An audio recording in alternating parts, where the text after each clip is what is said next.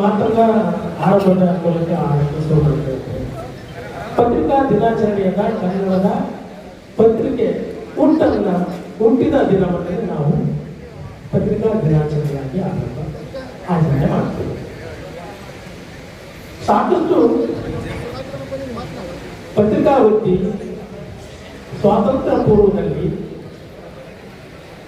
ಸೇವಾ ವಲಯವಾಯಿತು, ಸಾಮಾಜಿಕ ಸೇವೆಯಾಗಿ.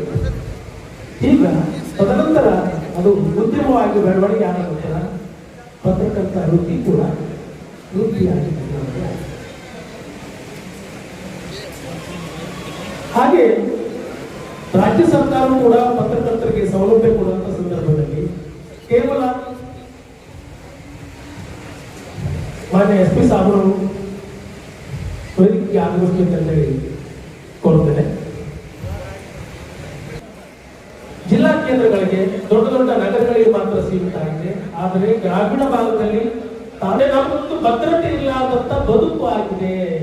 DVG ಕಟ್ಟಿದ್ದು ಅದೇ ಆಶಯದ ಕೊಡಿಸುವಂತ ಪ್ರಯತ್ನವನ್ನು ಮಾಡಿದರೆ ಈಗಾಗಲೇ ಆರೋಗ್ಯ ಯೋಜನೆಗಳಾಗಿರ್ಬೋದು, ಆಶಾಸನ ಹೆಸರುಗಳಂತ ಆಗಿರ್ಬೋದು, ಬಸ್ ಪಾಸ್ ಯೋಜನೆ ಆಗಿರ್ಬೋದು, ಈಗಾಗಿದೆ. ಇನ್ನೂ ಸೌಲಭ್ಯಗಳು ಬೇಕು ಅನ್ನೋದನ್ನು ನಾವು ಈ ಸಂದರ್ಭದಲ್ಲಿ ಕೇಳ್ತಾ ಇದ್ದೀವಿ. ಹಾಗೆ ನಿವೇಶನ ಸಂಬಂಧಪಟ್ಟಂಗೆ ಬೆಂಗಳೂರು ನಗರದಲ್ಲಿರುವಂತಹ ಪತ್ರಕರ್ತರಿಗೆ ಏಕಾಏಕಿ ಸರ್ಕಾರ ನಿವೇಶನಗಳನ್ನು ಕೊಡ್ತು. ಮತ್ತೆ ಆದ್ರೆ ಜಿಲ್ಲಾ ಕೇಂದ್ರ ತಾಲೂಕಾ ಕೇಂದ್ರಗಳಲ್ಲಿ ಯಾಕೆ ಪರಿಗಣಿಸಲಿಲ್ಲ ಅನ್ನಂತ ಹೇಳ್ಬೇಕಾಗ್ತದೆ.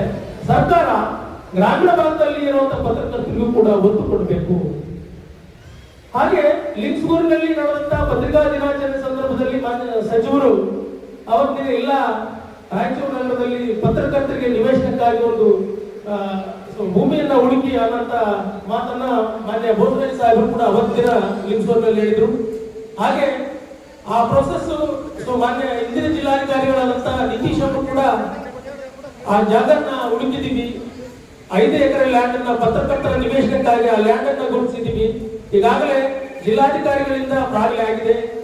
ನಾನು ಮಾಜಿ ಸಚಿವರಲ್ಲಿ ಮತ್ತು ಶಾಸಕರಲ್ಲಿ ಕೇಳೋದಿಷ್ಟೇ, ಪತ್ರಕರ್ತರ ನಿವೇಶನಕ್ಕಾಗಿ ಭೂಮಿಯನ್ನ ಮಂಜೂರು ಮಾಡಬೇಕು, ಆ ನಿಟ್ಟಿನಲ್ಲಿ ತಾವು ಮಾಡಲೇಬೇಕು ಅನ್ನೋಂತ ಒತ್ತಡ